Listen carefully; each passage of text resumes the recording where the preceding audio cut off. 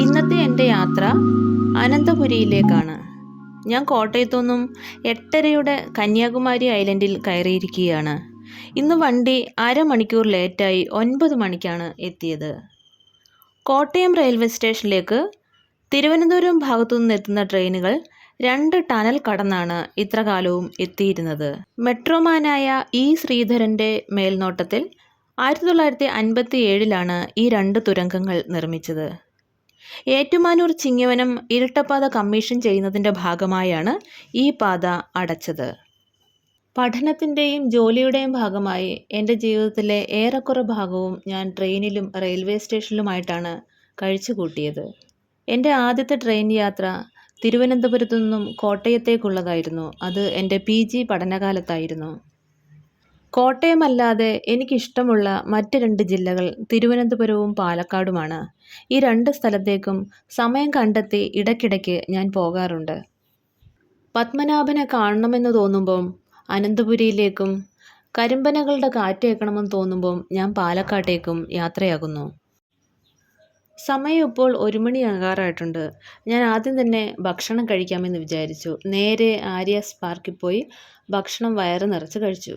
Thiruvananthapuram KSRTC bus ടെർമിനലിലുള്ള സ്ത്രീകൾക്കും കുട്ടികൾക്കുമായി ഒരുക്കിയിരിക്കുന്ന എൻ്റെ കൂട് എന്ന സ്ഥാപനം കാണാനായാണ് ഞാനിപ്പോൾ പോകുന്നത്. ഇത് KSRTC ബസ് ടെർമിനലിലാണ് സ്ഥിതി ചെയ്യുന്നത്. KSRTC ബസ് ടെർമിനലിൻ്റെ 8ാം നിലയിലാണ് എൻ്റെ കൂട്. അതിന് നമുക്ക് ലിഫ്റ്റ് ഉപയോഗിക്കാവുന്നതാണ്.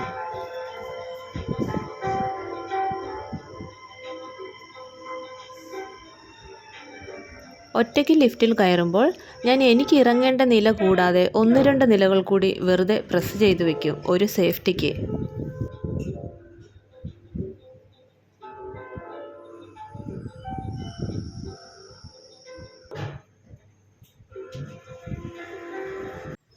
വനിതാ ശിശുവകുപ്പിൻ്റെ കീഴിലാണ് എൻ്റെ കൂട് പദ്ധതി പ്രവർത്തിച്ചു വരുന്നത്. ഇത് 2018 നവംബറിലാണ് ആദ്യമായിട്ട് ആരംഭിച്ചത്. നിലവിലിവിടെ 2 പദ്ധതികളാണുള്ളത്. ഒന്ന് എൻ്റെ കൂട് പദ്ധതിയും അടുത്തത് വൺ ഡേ ഹോമും. എൻ്റെ കൂടിൽ വൈകുന്നേരം 6:30 മുതൽ പിറ്റേ ദിവസം 7:30 വരെയാണ് പ്രവേശനം. എന്നാൽ വൺ ഡേ ഹോം 24 മണിക്കൂറും പ്രവർത്തന സജ്ജമാണ്. തിരുവനന്തപുരം നഗരത്തിലേക്ക് ദിവസേന പരീക്ഷ, ഇൻ്റർവ്യൂ അങ്ങനെ മറ്റ് പല ആവശ്യങ്ങൾക്കുമായി ദിവസേന എത്തിപ്പെടുന്ന സ്ത്രീകൾ ഒരുപാടുണ്ട്. പലരും നഗരത്തിൽ എത്തിച്ചേരുമ്പോൾ രാത്രിയായിട്ടുണ്ടാവും. അങ്ങനെയുള്ള സ്ത്രീകൾക്ക് ഒരു വലിയ ആശ്വാസമാണ് എൻ്റെ കൂട്, അതേപോലെ തന്നെ വൺ ഡേ ഹോം എന്നത്. എൻ്റെ കൂട് പദ്ധതി തികച്ചും സൗജന്യമാണ്. തനിച്ചാണ് എന്ന കാരണത്താൽ സ്ത്രീകൾക്ക് ഭയന്ന് ആവശ്യങ്ങൾ നിറവേറ്റാൻ കഴിയാത്ത സന്ദർഭങ്ങളുണ്ട്. അങ്ങനെയുള്ള സ്ത്രീകൾക്ക് ഒരു ആശങ്കയും കൂടാതെ നഗരത്തിലെത്തി ഇവിടെ വന്ന് ആവശ്യങ്ങൾ നിറവേറ്റി സുരക്ഷിതരായി മടങ്ങിപ്പോകാൻ സാധിക്കും. എൻ്റെ കൂടിൻ്റെ തൊട്ടടുത്തായി തന്നെ വൺ ഡേ ഹോം എന്ന മറ്റൊരു സൗകര്യം കൂടി വനിതാ ശിശുവികസന വകുപ്പ് ഒരുക്കിയിട്ടുണ്ട്. ഇത് 24 മണിക്കൂറും പ്രവർത്തന സജ്ജമാണ്. ഇവിടെ ഡോർമെട്രി സൗകര്യവും അതേപോലെ ക്യൂബിക്കിളും ലഭ്യമാണ്. ഡോർമെട്രിക്ക് ഒരു ദിവസം 150 രൂപയും ക്യൂബിക്കിളിന് 250 രൂപയുമാണ് വാടക. ഇവിടെ എത്തുന്നവർ അവരുടെ കയ്യിൽ ഏതെങ്കിലും ഒരു തിരിച്ചറിയൽ രേഖ കരുതേണ്ടതാണ്. അടുത്തതായി ഞാൻ പോകുന്നത് തിരുവനന്തപുരം കോർപ്പറേഷൻ നടത്തുന്ന വനിതാ ഹോസ്റ്റലിനോടടുത്തായി കോർപ്പറേഷൻ തന്നെ നടത്തുന്ന ഷീ ലോഡ്ജിലേക്കാണ്. പലർക്കും ഈ ഷീ ലോഡ്ജിനെ കുറിച്ച് അറിയില്ല. തിരുവനന്തപുരത്തു നിന്നും ഓട്ടോയിൽ കയറിയാൽ 30 രൂപ ചാർജ് ദൂരം മാത്രമേ ഉള്ളൂ ഇവിടേക്ക്.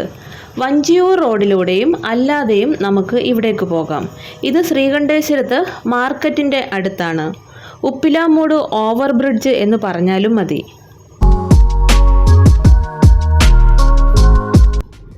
ട്രിവാൻഡ്രത്തെ മാർക്കറ്റുകളിൽ കാണുന്ന ഒരു കൗതുകമുള്ള കാഴ്ചയാണിത്. കുറച്ച് മാത്രം പച്ചക്കറികൾ ഇങ്ങനെ പ്രത്യേകം കൂട്ടിവെച്ച് സ്ത്രീകൾ വിൽക്കുന്നത്. തമിഴ്നാടിൻ്റെ കലർപ്പ് കലർന്ന കാഴ്ച. അതാണ് ഹോസ്റ്റലിൻ്റെ കവാടം. ഞാൻ ഹോസ്റ്റലിലേക്കുള്ള ഗേറ്റ് തുറന്ന് അകത്തേക്ക് കയറി. അവിടെ സെക്യൂരിറ്റി ഉണ്ട്. സെക്യൂരിറ്റിയെ കണ്ട് കാര്യം പറഞ്ഞു.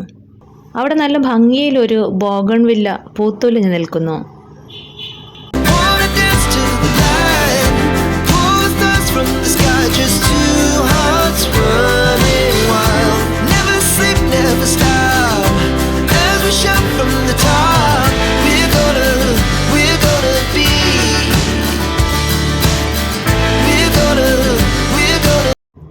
കോർപ്പറേഷൻ നടത്തുന്ന വനിതാ ഹോസ്റ്റലും ഷീ ലോഡ്ജും അടുത്തടുത്തായാണ്. ഷീ ലോഡ്ജിൽ ഒരു ദിവസം താമസിക്കാൻ 300 രൂപയാണ്. കോർപ്പറേഷൻ്റെ വനിതാ ഹോസ്റ്റലിൽ നിന്നും തന്നെ ഭക്ഷണവും ഇവിടെ ലഭിക്കുന്നതാണ്. Our hearts beat to the city streets. We began to feel the fire. ഈ റൂമിൽ 2 പേർക്കുള്ള താമസ സൗകര്യമുണ്ട്. ബെഡുണ്ട്, അതേപോലെ അലമാര, കസേരകൾ, മേശ ഇതെല്ലാം ഉണ്ട്. ഇതിനു പുറമെ നമുക്കാവശ്യമായ ബെഡ്ഷീറ്റ്, പില്ലോ കവർ, പുതപ്പ് ഇതെല്ലാം തന്നെ ഇവർ തന്നെ നൽകും. എല്ലാം നല്ല വൃത്തിയും വെടുപ്പുമുള്ളവ തന്നെ. ഇവിടെ നമുക്ക് മുൻകൂട്ടി തന്നെ മുറി ബുക്ക് ചെയ്യാവുന്നതാണ്. നമ്മളിവിടെ എത്തുമ്പോൾ നമ്മുടെ ഒരു തിരിച്ചറിയൽ രേഖ കയ്യിൽ കരുതേണ്ടതാണ്.